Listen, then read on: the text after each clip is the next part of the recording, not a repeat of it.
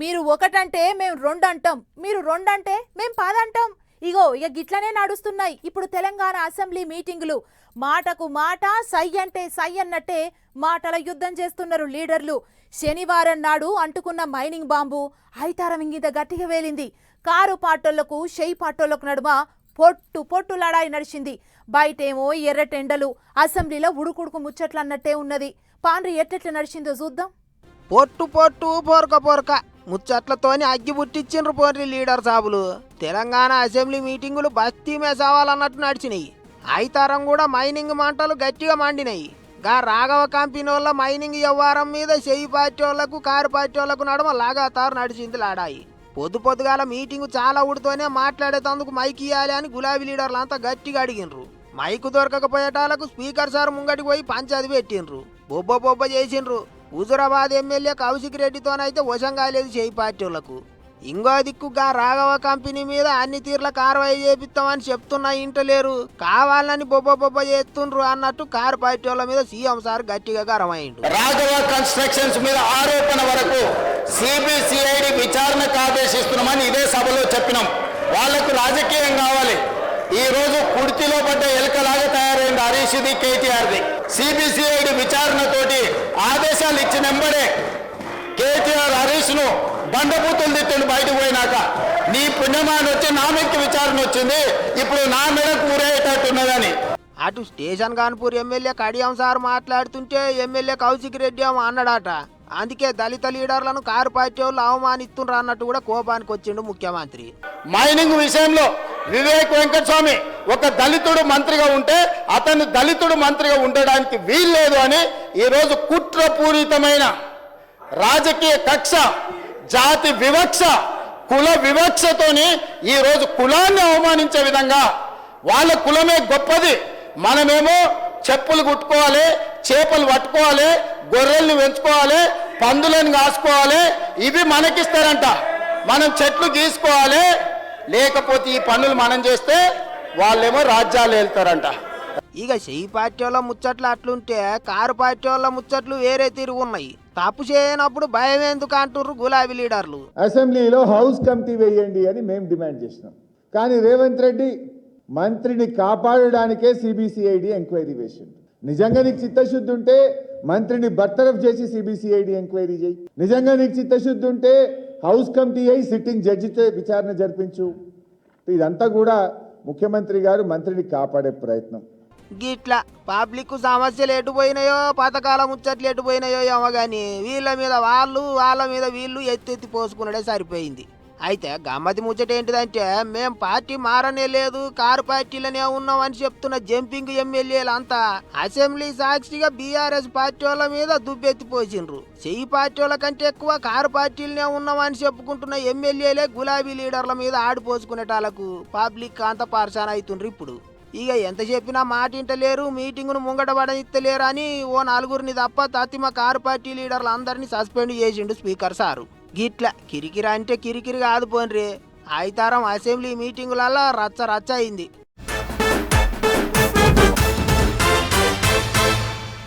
అన్నగారు షాల్ చేసిన పార్టీ తెలుగోళ్ళందరి పేరు మీద పుట్టిన పార్టీ అని సైకిల్ పాటోళ్ళు మస్తు గొప్పగా చెప్పుకుంటారు.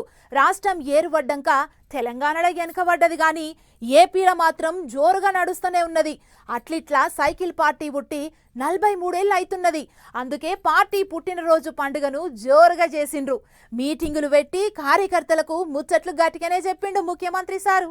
సైకిల్ పార్టీ పుట్టినరోజు పండుగకు తెలుగు తమ్ముళ్ళంతా సంబురంగా పోయిండ్రు. పార్టీ పుట్టి 44 ఏళ్ళు అవుతుందని వెనకటి శుద్ధులన్నీ యాది చేసుకున్నారు. అప్పట్లో పెద్ద ఎన్టీఆర్ సార్ పార్టీ పెట్టినప్పుడు ఏమేమి నడిచింది, ఎట్టెట్లా అధికారంలోకి వచ్చిండ్రు అన్ని తీర్లా మాట్లాడుకున్నారు. అన్యమగానే సైకిల్ పార్టీకి కార్యకర్తలే చక్రాలు, వాళ్ళ మీదనే నడుస్తుంది అన్నట్టు గట్టిగానే ముచ్చట్లు చెప్పిండు ముఖ్యమంత్రి. అంతేకాదు ఈసారి కార్యకర్తలను స్టేజ్ మీద కూసబెట్టి సీనియర్ లీడర్లను స్టేజ్ కింద కుర్చీలేసి కూసబెట్టిండ్రు. పార్టీ కొరకు తిప్పలవాడి పనిచేసిన 19 మంది కార్యకర్తలను గద్దె మీద కూసబెట్టిండ్రు. ఇక సీఎం చంద్రబాబు సార్ మాట్లాడుకుంటా ఏమన్నాడంటే, నాకు పాత చరిత్ర అంతా కూడా నెమరేసుకునే పరిస్థితికి వచ్చి చూసినప్పుడు నేను కూడా చాలా ఎమోషనల్గా కూడా ఫీల్ అయ్యాను. ఎంతమంది కార్యకర్తలు త్యాగాలు చేశారు, ప్రాణాలు పోగొట్టుకున్నారు, ఆస్తులు పోగొట్టుకున్నారు, నిద్ర లేని రాత్రులు గడిపారు. ఎంత అవస్థపడాలనో అంత అవస్థపడ్డారు. కానీ కొంతమంది ఆలోచిస్తున్నారు తెలుగుదేశం పార్టీని ఫినిష్ చేస్తామని. ఆ ఆలోచన వచ్చిన వాళ్లే ఫినిష్ అయ్యారు తప్ప తెలుగుదేశాన్ని ఏమీ చేయలేకపోయారు, ఏమీ చేయలేరు. ఇక అట్లుంటే పెద్ద సారు కంటే చిన్న సారు ముచ్చట్లే మస్తు జోరుగా నడిచినాయి. గదే చదువుల మంత్రి లోకేష్ సారు కార్యకర్తలను కడుపులో పెట్టుకొని చూసుకుంటామా అన్నట్టు మాట్లాడిండు. పనిలే పని పాత సర్కారు వాళ్ళ మీద కూడా గట్టిగానే బాణాలు వేసిండు.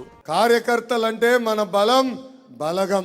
ఆ పసుపు జెండా చూస్తేనే మనకెక్కడ లేని పౌరుషం. కార్యకర్తల పైన నేతల పైన కేసులు పెట్టారు. మన దేవాలయంగా భావించే ఈ తెలుగుదేశం పార్టీ కార్యాలయం పైన దాడి చేశారు. మన సిబిఎన్ ఇంటిపై దాడి చేశారు. ఏం తప్పు చేయని మన సిబిఎన్ ని 53 రోజుల్లో జైల్లో బంధించారు. వాళ్ళందరికి చెప్తున్నా, క్లేమోర్ మైన్కే భయపడని బ్లడ్ మాది. మీరు పెట్టే కేసులు దాడులకి మేము భయపడతామా? గట్ల అవుతున్నదట. ఇక పని చేసేటోళ్ళకే పబ్లిక్లో తిరిగేటోళ్ళకే పదవులు వస్తాయి అన్నట్టు కూడా చెప్పుకొచ్చిండ్రు సైకిల్ పార్టీ లీడర్లు. అటు జిల్లాల పొంటి కూడా తెలుగు తమ్ముళ్ళు, మంత్రులు, ఎమ్మెల్యేలు పండగ గట్టిగానే చేసిండ్రు. జెండాలు ఎగిరేసిండ్రు, కేకులు కత్తరిచ్చిండ్రు, జైలు కొట్టిండ్రు. అంతా కలిసికట్టుగా ముంగటికి నడవాలి అన్నట్టు మాట ముచ్చట్లు చేసుకుండ్రు. అన్నిటికి మించి కార్యకర్తల మీద గట్టిగానే పాయిరం చూపించిండు ముఖ్యమంత్రి సారు. అందుకే మస్తు ఖుషి అవుతున్నారట. ఇక అట్లుంటే ముచ్చట్లన్నీ ఒడిచినాక కార్యకర్తలను తన ఇంటికే పిలిపించుకొని దావతిచ్చిండు ముఖ్యమంత్రి సారు. అందరి మంచి చెడ్డలు అడిగి తెలుసుకున్నాడు.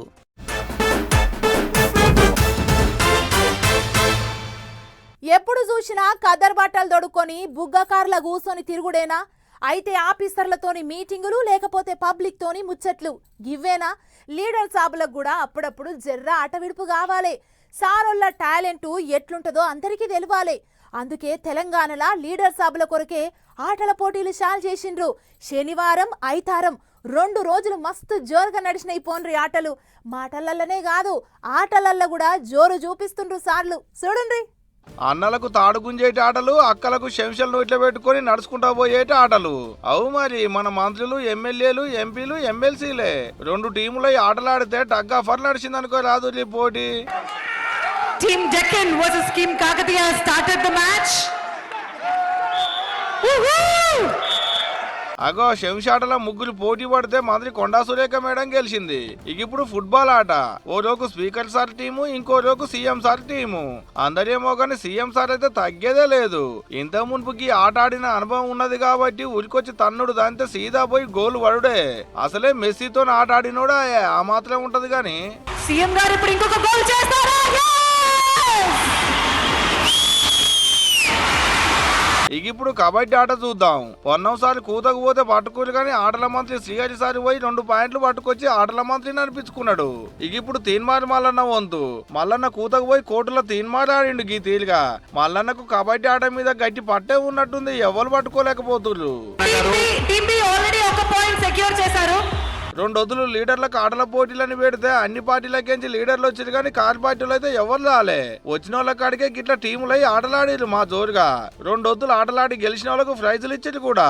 ఎప్పుడు ఆ పని ఈ పని అనుకుంటే రాజకీయంలో క్షణం తీరిక లేకుంటుండే లీడర్లకు రెండొద్దులు ఆటల పోటీలు పెట్టేట వాళ్ళకు ఒక మురిపెం కాదు పోండ్రి ఆటలాడుకుంటా.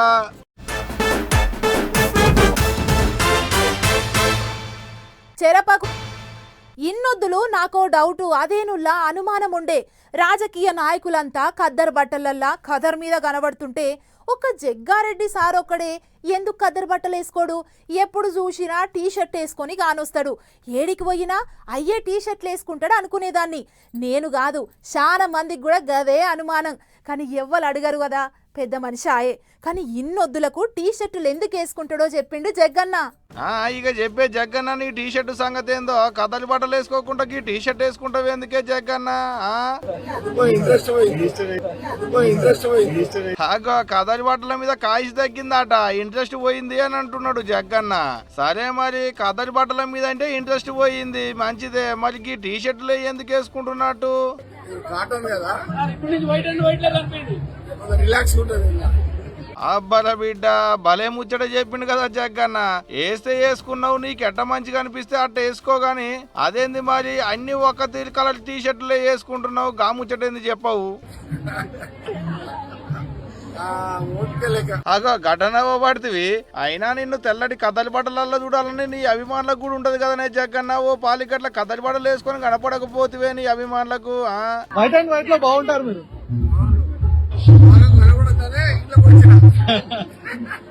అగో ఇన్నవానే జగ్గన్న, నీ అభిమానుల కొరకన్నా ఓ పాలి కదలి బట్టలు వేసుకో రాదే జరా. అది ఇన్నరా ఈ నాళ్లకు జగ్గన్న టీ షర్ట్ అనుకున్న మతలావేందో తెలిసిందా అబ్బా తెలంగాణ పబ్లిక్ కు.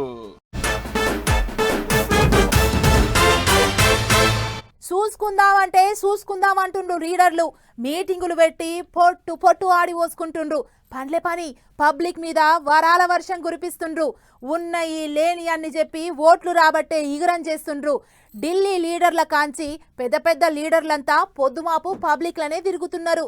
అబ్బో మస్తు జోరుగా నడుస్తున్నది పోన్రి ఎన్నికల ప్రచారం. గదే 4 రాష్ట్రాలు ఒక కేంద్ర పాలిత ప్రాంతం, మొత్తం 5 జాగలల్లా మోత మోగిపోతున్నది ఇప్పుడు. అటు అస్సాము, పశ్చిమ బెంగాలు, ఇటు కేరళం, తమిళనాడు, పుదుచ్చేరి 5 జాగాలల్లో ఎలక్షన్ల ప్రచారం నువ్వా నేనా అన్నట్టే నడుస్తుంది పోన్రే. అన్నిటికి మించి పశ్చిమ బెంగాల్ రాష్ట్రంలో మమతక్కకు పువ్వు పార్టీ వాళ్ళకు నడుమ చూసుకుందాం అన్నట్టే అవుతుంది కిరికిరి. పువ్వు పార్టీ వాళ్ళ మీద పబ్లిక్కు తీరొక తీరులో పూస ఉచ్చుతుంది మమతక్క.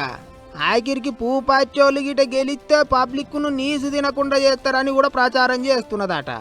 బెంగాల్ పబ్లిక్కు చేపల కూర అంటే మత్తు పాయిరం.